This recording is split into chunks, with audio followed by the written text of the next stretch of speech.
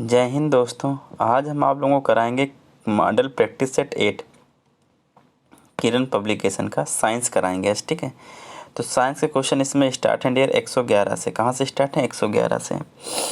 पहला क्वेश्चन क्या बोला है कि एक साधारण आवर्धक गिलास में निम्नलिखित शामिल है। क्या शामिल है? साधारण आवर्धक गिलास में क्या शामिल होता है?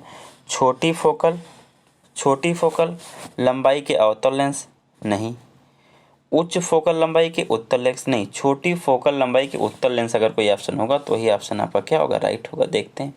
हाँ, छोटी लंबाई के उत्तल लेंस। ऑप्शन कौन सा? थर्ड इसका डियर आपका क्या है? राइट है। ऑप्शन थर्ड इसका क्या है डियर?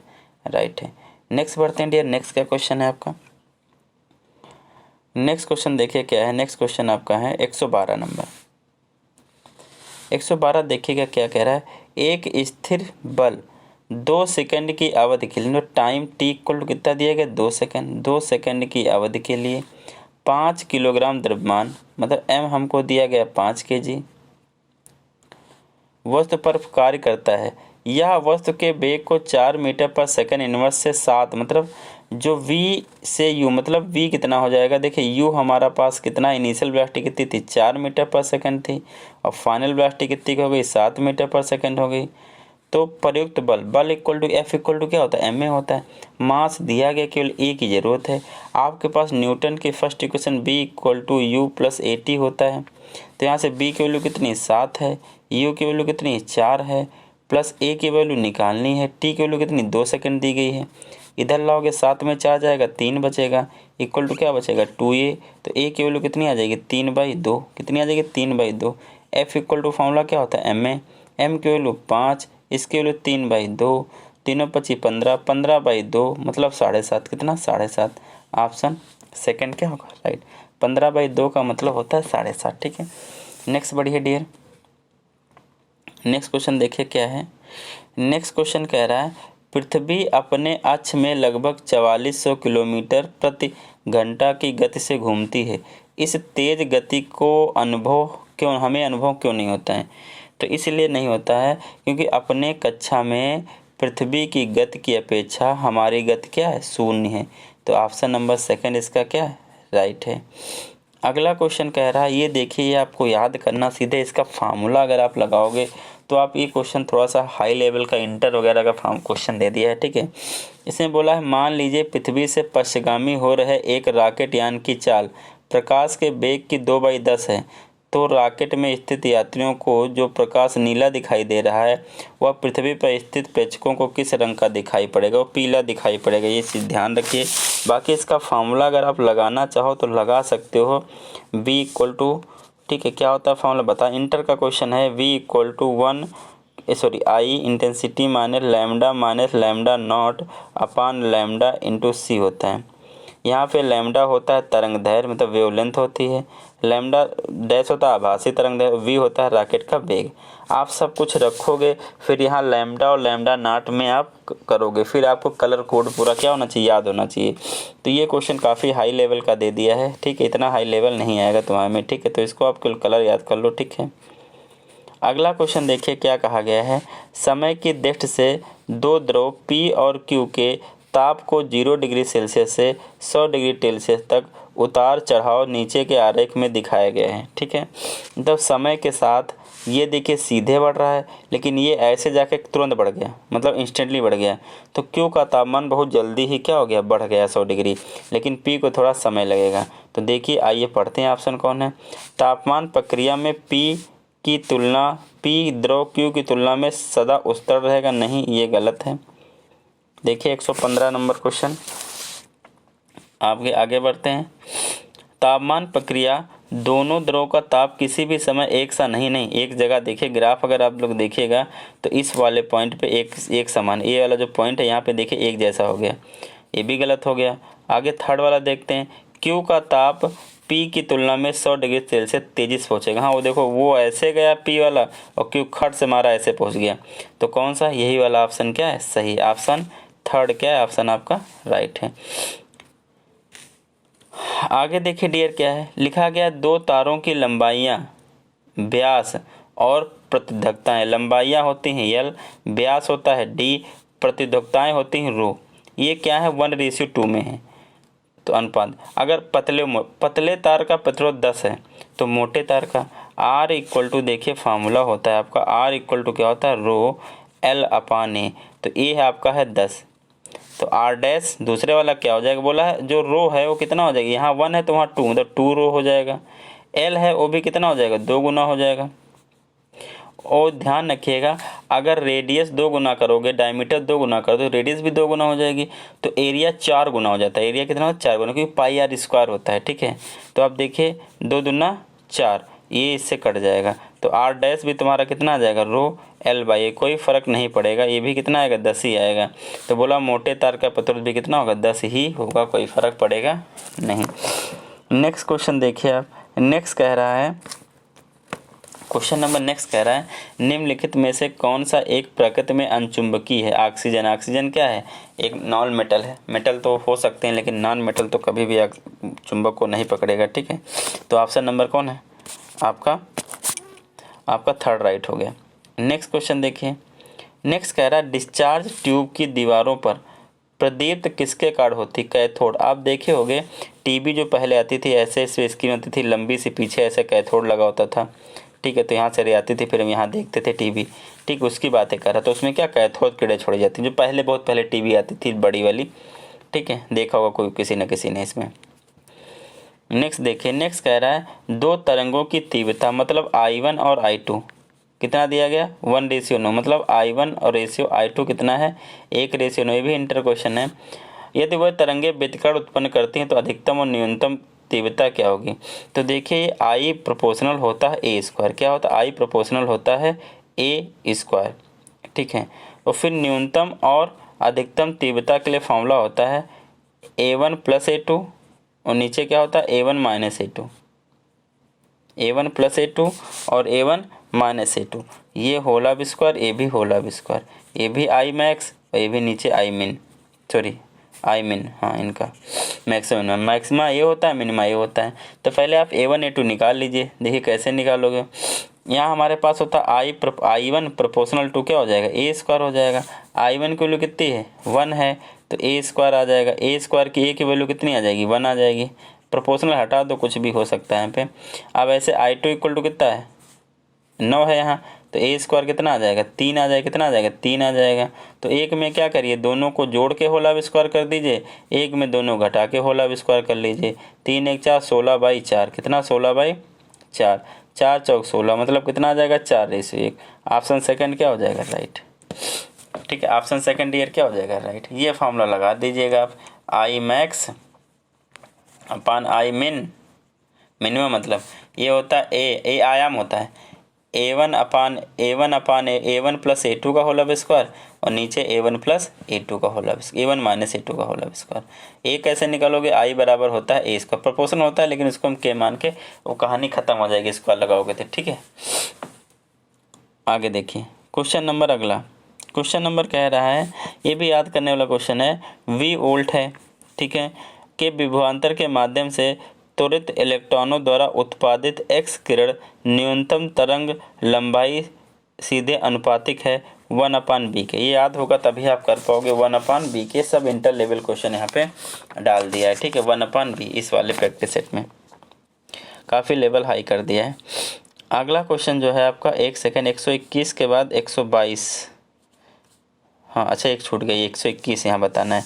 लिखा है जब एक टीवी का स्विच ऑन किया जाता है तो क्या होता है। टीवी स्विच ऑन करोगे तो श्रव्य और दृश्य दोनों एक साथ सुनाई देते हैं। देखिए जब आप टीवी ऑन करते हो तो देखा तो जाइए, हमको पता है कि जो speed of rays speed of light होती है बहुत ज़्यादा होती है और स्पीड ऑफ साउंड बहुत कम होता है। तो पहले तो हमको क्या दिखानी चाहिए, पहले तो हमको सुनानी चाहिए दिखानी चाहिए लाइट और फिर साउंड आना चाहिए, लेकिन नहीं दोनों चीज़ साथ में होती है। ऐसा किस लिए होता है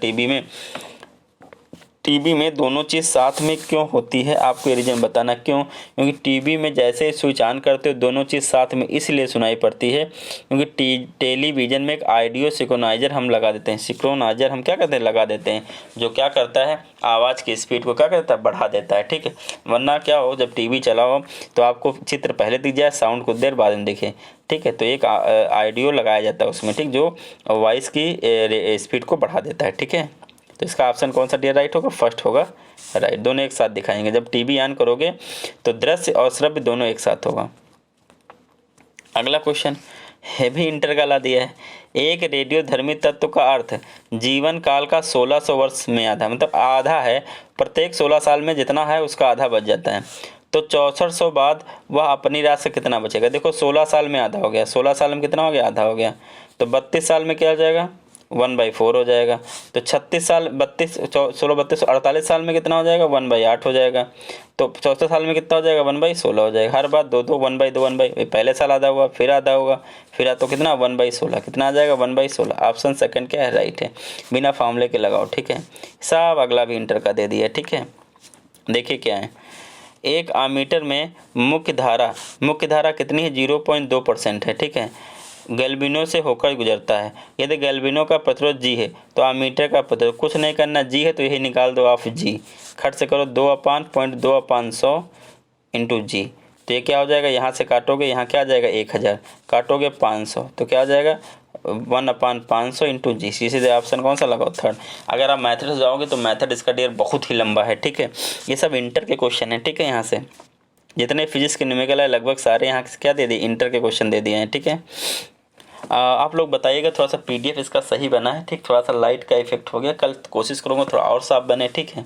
धीरे धीरे आपका पीडीएफ एकदम साफ हो जाएगा। थोड़ा सा कोशिश किया साफ करने की, लेकिन थोड़ा सा लाइटिंग की वजह से थोड़ा सा हमको लगता है थोड़ा सा चमकने ज़्यादा लगा है, ठीक। कल थोड़ा और साफ होगा। आप लोग लेकिन बताइएगा जरूर कमेंट बॉक्स में, ठीक है। आगे क्या है, अगला क्वेश्चन क्या है, बेकिंग सोडा के साथ अभिक्रिया करने पर सिरका एक गैस उत्पन्न करता है जो चूने के पानी से गुजरने पर दुधिया हो जाता है। दुधियापन का कारण, ये क्वेश्चन आ चुका है, ये क्वेश्चन रिपीट है। तो कैल्शियम कार्बोनेट के कारण पानी दुधिया कलर का हो जाता है, ठीक है, ध्यान रखिएगा।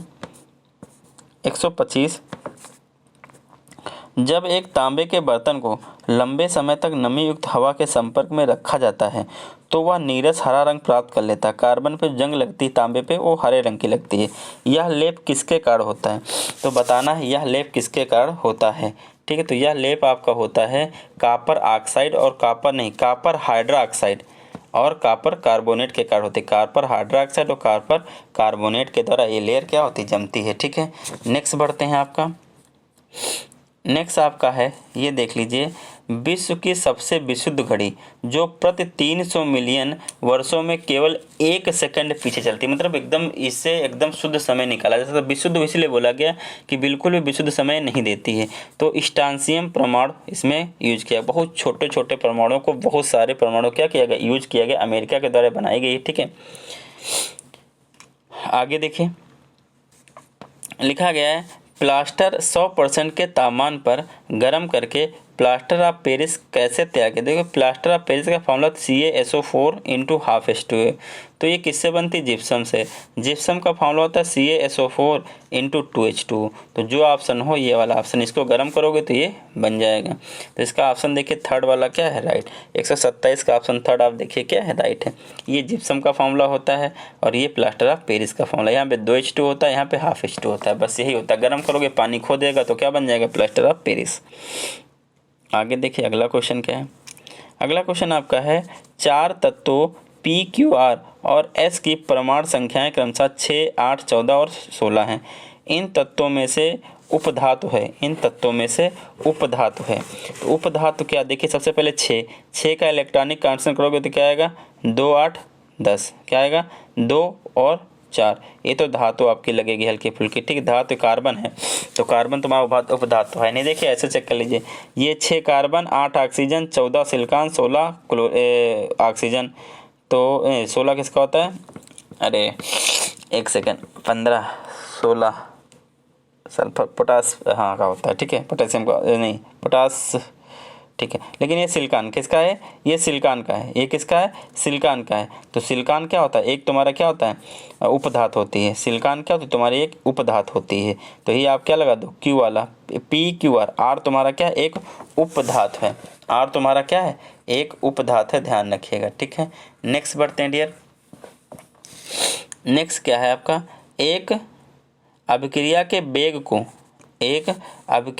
वेग को के रूप में परिभाषित किया गया है। अभिक्रिया के वेग मतलब अभिक्रिया से A+B है तो कितना जल्दी C बन जाए, तो जितना जल्दी अभिकारक कम हो जाए, घटने की वृद्धि जितना जल्दी घटेंगे उतना जल्दी क्या होगा, बढ़ेगा। तो प्रति इकाई समय में अभिकारकों की सांद्रता में कमी, सही है। और प्रति इकाई समय में उत्पादों की सांद्रता में वृद्धि, जितना ये घटते जाएंगे उतना ये बढ़ते जाएंगे। तो दोनों ऑप्शन सही, तो ऑप्शन फोर्थ वाला सही। इसमें ऑप्शन कौन लगाओगे, फोर्थ वाला। नेक्स्ट बढ़ते हैं डियर। नेक्स्ट ये कह रहा देखिए, गाड़ियों को चलाने के लिए हाइड्रोजन गैस सुविधाजनक रूप में से ईंधन के रूप में प्रयोग में लाई जा सकती है यदि वह कम ताप पर पदार्थ द्वारा शोषित हो, ताकि वह निर्णायक द्वारा उत्पन्न तापमान पर मुक्त हो सके। यह पदार्थ कौन सा है जो भारत में पाया जाता है, ये पदार्थ कौन सा जो भारत में पाया जाता है, तो ये हाइड्राइड है। क्या है, हाइड्राइड। नेक्स्ट देखिए क्वेश्चन नंबर 131। ये कह रहा है, निम्नलिखित प्रकार के कांचों में कौन सा एक पराबैंगनी कीड़ों का विच्छेदन कर सकता है। तो एक क्रुक्स कांच, कौन सा कांच किया था, क्रुक्स कांच ऐसा कर सकता है, ध्यान रखिएगा क्रुक्स कांच, ठीक है। ये पराबैंगनी कीड़ों का अवशोषण कर सकता है। आगे निम्नलिखित क्या बोला गया, अगला क्वेश्चन, निम्नलिखित में किसका उपयोग यूरिया उर्वरक के उत्पादन में किया जाता है। तो यूरिया का फॉर्मूला होता है NH2CO NH2। तो आप लोग समझ रहे हो इसमें कार्बन डाइऑक्साइड का यूज जरूर किया जाएगा। नीचे देखिए क्वेश्चन नंबर 133 क्या कह रहा है, नीचे दिया गया कौन सा कथन सही है। सभी अधातुएं गैस होती नहीं, ऐसा तो नहीं कि सारी धातुएं गैस होंगी। कौन सा कथन सही है, सभी अधातुएं आतन्य मतलब इनको ठोकोगे तो टूट जाएंगे, तो यही सही है। ऑप्शन सेकंड क्या राइट है। आगे लिखा गया 134 नंबर कि नीचे दिया गया कौन सा समुच्चय रासायनिक परिवर्तन को सम्मिश्र करता है। रासायनिक परिवर्तन वह होते हैं जो एक बार हो गए दोबारा नहीं होंगे। जैसे मोमबत्ती का जलना, एक बार जल गई दोबारा मोम नहीं बचेगा, लेकिन मोमबत्ती का पिघलना वो क्या रासायनिक नहीं है, वो भौतिक है, ठीक है। लेकिन खाना पकना तो क्या हो गया, रासायनिक हो गया, एक बार खाना पक गया दोबारा नहीं बनेगा, ठीक है। तो जैसे इसमें क्या लिखा, भोजन का पकाना रासायनिक है, पानी उबालना नहीं, पानी उबालना तो भौतिक, उबाल दो फिर थोड़ा रख दो ठंडा हो जाएगा।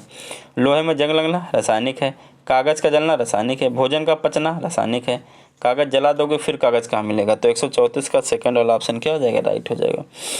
आगे देखिए क्वेश्चन नंबर 135, निम्नलिखित में से कौन सा, देखिए यहाँ पे अगला ऑप्शन भी चेक कर लीजिए क्योंकि यहाँ पानी उबालना फिर यहाँ आएगा तो ये गलत होगा, ठीक है।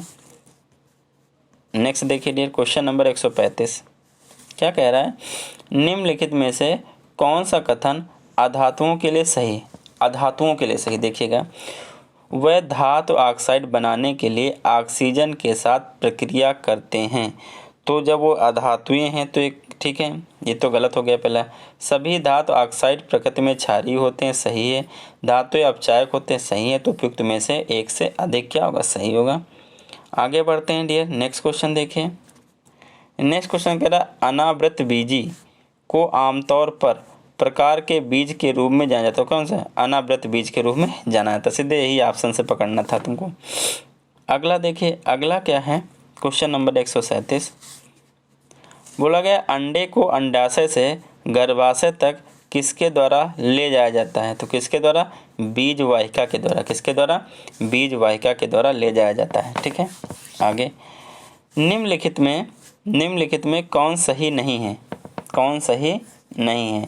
विकास का सिद्धांत प्रतिपादित किया चार्ल्स डार्विन ने, बिल्कुल सही है। किसी परमाणु के नाभिक का टूटना संलयन नहीं विखंडन कहलाता है। क्या कहलाता है, नाभिक का टूटना क्या कहलाता है, विखंडन। इसने कहा संलयन कहलाया जाएगा, इसलिए गलत है, इसलिए क्या है, ये सही है, ठीक है। आगे बोला, ड्राई आइस ठोस कार्बन डाइऑक्साइड होता है, सही है। जो ड्राई आइस होते हैं उसको क्या बोलते हैं, CO2 कार्बन डाइऑक्साइड होता है, ठीक है। तो आपका सेकंड वाला इसमें सही, क्योंकि ये गलत है। विखंडन हमेशा, तोड़ना हमेशा विखंडन में आएगा, ठीक है।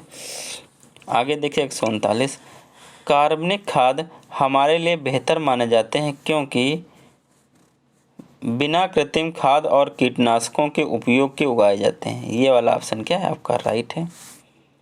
आगे क्वेश्चन है, बिना कोशिका, क्वेश्चन नंबर 140 आपका है, बिना कोशिका भित्ति वाले बहुकोशिकीय प्राणियों को निम्नलिखित में से किस समूह के अंतर्गत रखा गया है? तो एनिमेलिया के अंदर इनको रखा गया। देखिए 5 ग्रुप में बांटा गया है। पहला है मोनरा, दूसरा है प्रोटिस्टा, पादप जगत, कवक जगत और एनिमेलिया। जो हमारा मॉडर्न है उसको क्या सबसे पहले बांटा गया है उसको मोनरा में, ठीक है, मोनेरा होता है, फिर प्रोटिस्टा होता है और फिर पांच जगत कोई बात प्रोटिस्टा होता है, फिर कवक जगत होता है और फिर पादप जगत होता है और फिर एनिमेलिया जगत होता है। तो यहाँ क्वेश्चन क्या था? बिना कोशिका भित्ति वाले, इसमें कोशिका भित्ति नहीं पाई जाती, कोशिका भित्ति पेड़ों में पाई जाती है, ठीक है। पहाड़ियों को हम क्या कहते हैं? तो क्या कहते हैं? एनिमेलिया कहते हैं, ठीक है। आगे देखिए अगला क्वेश्चन कह रहा है 141, आंतों के रोग के निदान में निम्नलिखित किरणों का उपयोग किया था। तो किसका उपयोग किया था? एक्स किरणों का। किसका किया था? एक्स किरण का आंतों का रोगों के निदान में किया था। क्वेश्चन 10 और आपके बचे 9 रहे, देख लीजिए उनको भी। 142 नंबर कह रहा है, नीचे दिए गए कथनों में से उन कथन को चुनिए जो सतत विकास की अवधारणा का सही वर्णन करते हैं। सतत विकास की अवधारणा का सही वर्णन करते हैं। तो देखिए सबसे पहला क्या है? पर्यावरण का न्यूनतम क्षति के साथ नियोजित विकास सही है। पर्यावरण को नुकसान की सीमा के बावजूद विकास नहीं। सभी विकास कार्य को रोकना नहीं। एक सेकंड, इसने क्या क्वेश्चन फिर से पढ़िए आप। क्वेश्चन क्या कह रहा है? एक सेकंड, 142 का क्वेश्चन क्या कह रहा है कि नीचे दिए गए कथनों में से उन कथन को चुनिए जो सतत विकास की अवधारणा का सही वर्णन करते हैं। पर्यावरण का न्यूनतम क्षति के साथ नियोजित विकास, पर्यावरण का नुकसान की सीमा नहीं, ये नहीं, सभी विकास को रोकना, ये भी गलत है। विकास जो सभी हितधारकों को स्वीकार्य हो। तो इसका ए और डी दो राइट है, तो मतलब ऑप्शन फर्स्ट क्या होगा? राइट होगा आपका। अगला देखिए 143 कह रहा है, निम्नलिखित में से कौन सा एक परतंत्र की परिभाषा है? परतंत्र जो मतलब हम लोग रहते हैं, तो पौधों, जानवरों, रोगाणुओं के विभिन्न समुदाय अपने पर्यावरण के साथ मिलकर ही सही है। अगला देखिए, पौधों और रोगाणुओं के विभिन्न समुदाय, उनका पर्यावरण नहीं, केवल थोड़ी नहीं है, जानवर भी तो आएंगे इसमें। एक दूसरे के साथ बातचीत करना नहीं। ऑप्शन पहला इसका क्या राइट है परतंत्र का। अगला क्वेश्चन है क्वेश्चन नंबर 144, उस घटना का चयन कीजिए जो प्रकाश संश्लेषण में नहीं होता है। तो देखिए सबसे पहला क्या? क्लोरोफिल द्वारा प्रकाश का अवशोषण सही है। कार्बन डाइऑक्साइड का कार्बोहाइड्रेट अपचयन सही है। कार्बन का कार्बन डाइऑक्साइड में ऑक्सीकरण नहीं, ये गलत है, तो इसीलिए यहाँ पे सही है। नेक्स्ट देखिए, नेक्स्ट क्या बोला गया है? निम्नलिखित में से कौन सा कथन सत्य है? मनुष्य में 2 जोड़ी लिंग नहीं, एक जोड़ी होता है। मनुष्य पुरुष में XY होता है, मादा में XX होता है, सेक्स वाला। जिस बच्चे का पिता X गुणसूत्र विरासत में मिलता है वह लड़का नहीं, वो लड़की होता है। जब Y मिलेगा पिता से तब लड़का होगा। जिस बच्चे का पिता से X क्रोमोसोम विरासत में मिलता है वो लड़की होती है, क्योंकि माता के पास तो X से X ही जाएगा। जब पिता का भी X आ जाएगा तो क्या हो जाएगा? लड़की हो जाएगी। अगर पिता का Y आ जाएगा तो लड़का हो गया, ठीक है। आगे बढ़ते हैं, क्वेश्चन नंबर 5 क्वेश्चन और देख लीजिए आप लोग। कह रहा, खाद्य श्रृंखला में अजैव निम्नीकरण कीटनाशकों को का प्रत्येक उच्च पोषी स्तर पर बढ़ती, समझिएगा थोड़ा सा क्वेश्चन लिखा है, खाद्य श्रृंखला में अजैव निम्नीकरण कीटनाशकों का प्रत्येक उच्च पोषी स्तर पर बढ़ती हुई मात्रा के रूप में संचय के रूप में जाना जाता है। तो क्या? जैव आवर्धन। क्या होगा इसमें? जैव आवर्धन। इसको क्या बोलेंगे? जैव आवर्धन। अगला देखिए 147 कह रहा है, निम्नलिखित में किस प्रक्रिया में बैक्टीरिया का उपयोग नहीं होता है? गन्ने के रस का किण्वन सिरका बनाना होता है। नाइट्रोजन के, भाई इसमें बैक्टीरिया राइजोबियम बैक्टीरिया होती है, लेकिन डबल रोटी को बनाने में तो होता है, लेकिन डबल रोटी को पकाने में नहीं होता है। डबल रोटी को बनाने के लिए तो आटा सड़ाना पड़ता है, लेकिन उसको पकाने के लिए कोई बैक्टीरिया का यूज नहीं करते हैं। तो ऑप्शन थर्ड ही सही है। आगे देखिए, ध्यान रखिए, अगला क्वेश्चन क्या है? मछली मत्स्य में क्लोम गिल का कार्य होता है। भैया पानी में घुली ऑक्सीजन को लेना, पानी में घुली ऑक्सीजन को लेना। तो जल में उपस्थित विलेय घुलनशील ऑक्सीजन को अवशोषित करना, पहले ही राइट है, ठीक है। नेक्स्ट बढ़ते हैं। नेक्स्ट क्वेश्चन है, रेशम के कीट के जीवन चक्र और रेशम फाइबर के उत्पादन के संबंध में कौन सा कथन सही नहीं है? जो सही नहीं है उसको बताना है। पहला, रेशम फाइबर कैटरपिलर द्वारा स्रावित हो प्रोटीन है, बिल्कुल सही है। रेशम कीट के कोकून से रेशम का धागा प्राप्त किया जाता है, बिल्कुल सही है। प्यूपा कोशित विकसित होकर कैटरपिलर बन जाता है, ये क्या है? गलत है। इसीलिए आपका थर्ड वाला क्या है? राइट है, ठीक है, क्योंकि वहाँ नहीं लगा है। आज का लास्ट क्वेश्चन डियर, ये आज का अगला 150 क्वेश्चन आज का लास्ट क्वेश्चन है। आप लोग का मैं एक टेस्ट लेने वाला हूँ, ठीक है, 40 नंबर का होगा। उसमें सारे साइंस के क्वेश्चन होंगे, 40 नंबर साइंस के क्वेश्चन जो बीपीएससी के द्वारा किसी न किसी एग्जाम में पूछे गए हैं।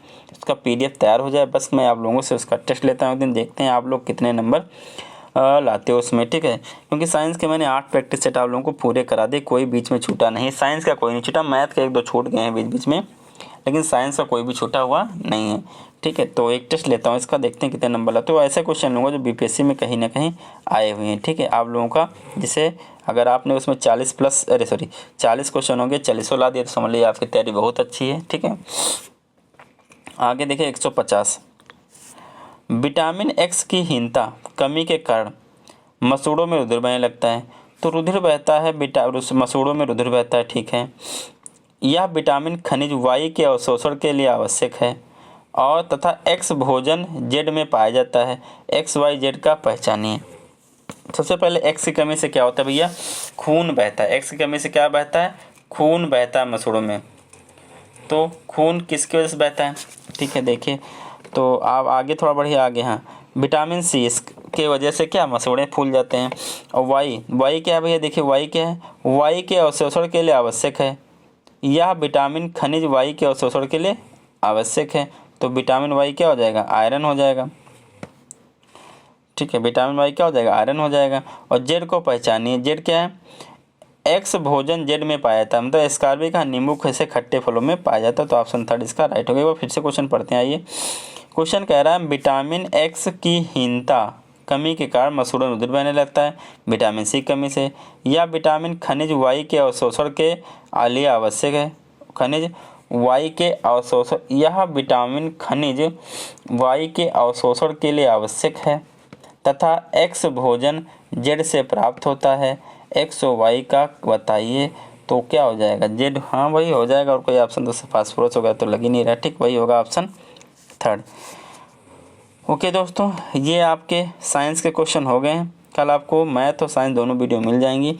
तो डियर आप लोगों से रिक्वेस्ट है कि अगर आप लोगों ने अभी तक चैनल को सब्सक्राइब नहीं किया तो आप लोग चैनल को सब्सक्राइब कर लीजिए। Okay, good bye.